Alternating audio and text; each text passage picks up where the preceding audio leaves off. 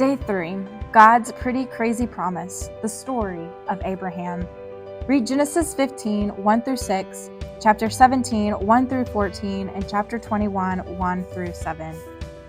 After the big flood in Noah's time, things got better for a little bit, but not completely.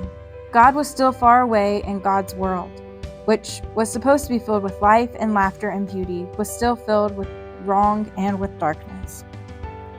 God was getting ready to do something about it. He was going to prepare a way to be with his people again, forever. But he wouldn't do it like he did in Noah's time. No flood this time. This time, God would use the best part of his creation, people. He started with an old man named Abraham. Abraham, God said, I know you don't have any kids yet, but one day you're going to have a huge family.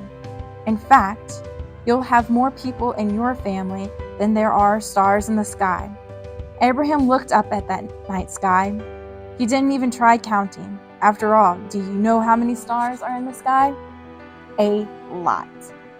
More than 100, more than 1,000, more than 1,000,000, more than 100,000 million. Abraham didn't know what to say, but God wasn't done. Abraham, God said, the most important thing isn't even that you'll have 100,000 million children and grandchildren and great-great-great-grandchildren. The most important thing is that one of your great-great-great-grandchildren will be a child who will bring me back to all the people on the earth. When this child is born, everyone will say, this is the king we've been waiting for. Abraham started to laugh to himself. His wife Sarah laughed too. It wasn't a happy laugh, though. They were laughing at God. Not a good idea, of course. But you have to admit, it was a pretty crazy promise.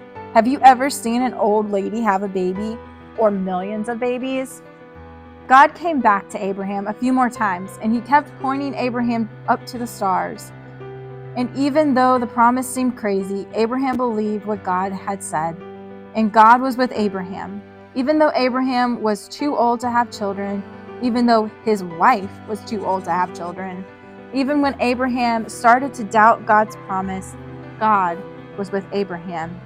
Sure enough, just as God had promised, Abraham's wife, Sarah, got pregnant. She gave birth to a baby boy named Isaac, which means son of laughter. Abraham and Sarah both laughed again, but they weren't laughing at God now. They were laughing with God. It was like a little glimpse of heaven had started to break through. Maybe they thought, maybe God really would come back.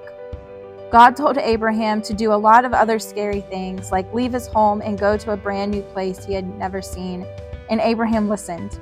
But Abraham did not always trust God fully. He didn't always listen right away. He did many things that made God's heart sad. He sinned in ways that hurt other people. Because of that, when they didn't listen, God seemed far away. So Abraham and Sarah began to hope and to pray, God, will you come back?